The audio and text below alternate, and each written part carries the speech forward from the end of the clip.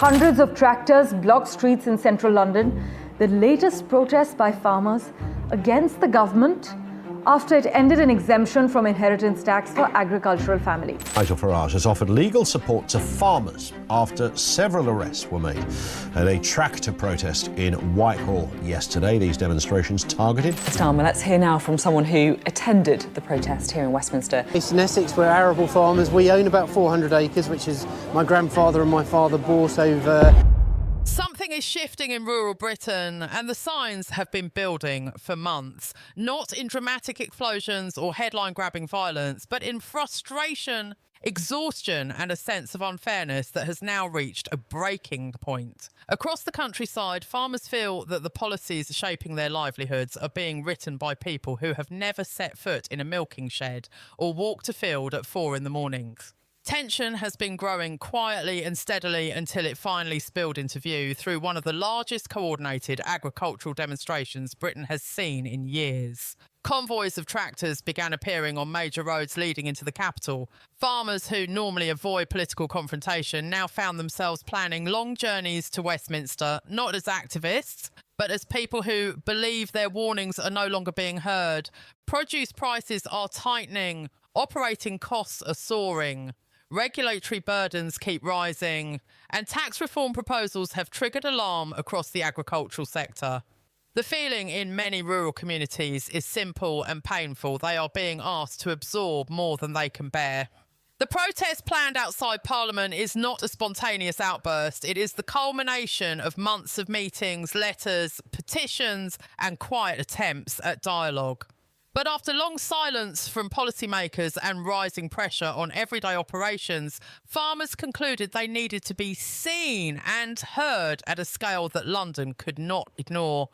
The roads leading toward Westminster reflected that determination. Hundreds of tractors, farm vehicles and supporters created rolling blockades not out of hostility, but out of desperation. This is not a standoff with tanks or a government under siege. It is a moment of national reckoning between two populations that depend on each other, yet increasingly do not understand each other.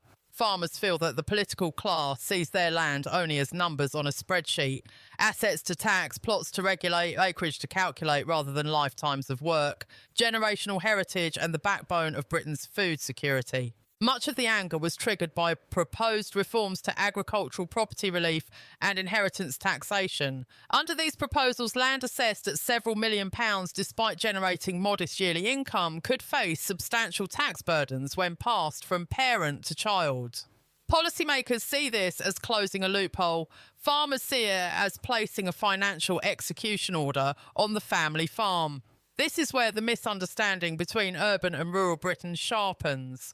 A farm valued at £3 million does not mean the owner is wealthy in the conventional sense. The land is the business, it is the home, it is the tool, the asset, the workplace and the retirement plan. It feeds the family but rarely makes them rich, and many farms earn annual profits barely above the national median salary. Yet under the proposed tax structure, heirs could face six-figure bills with no liquid capital to pay them. To urban policymakers, this might appear manageable. Sell a field, consolidate, restructure.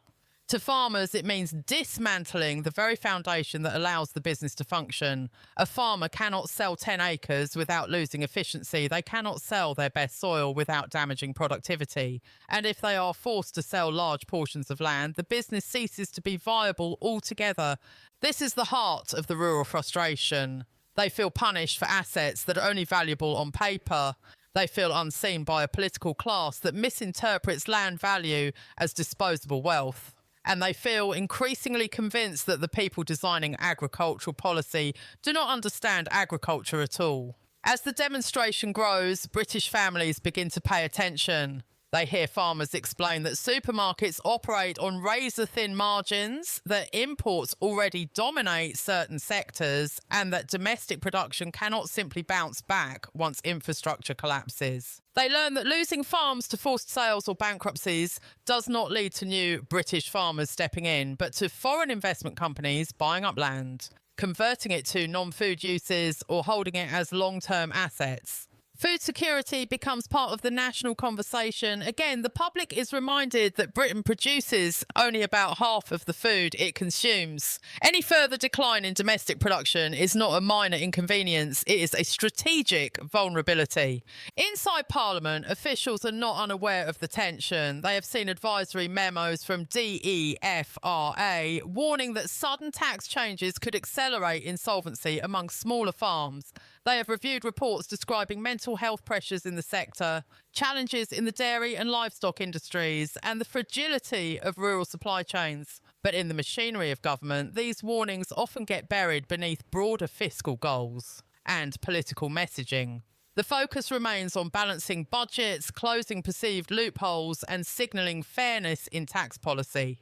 Farmers, however, see something different. They see policies that treat them as a revenue stream rather than a national resource.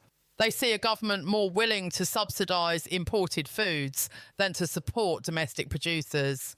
They see environmental targets shaped without consulting the people most responsible for managing the land.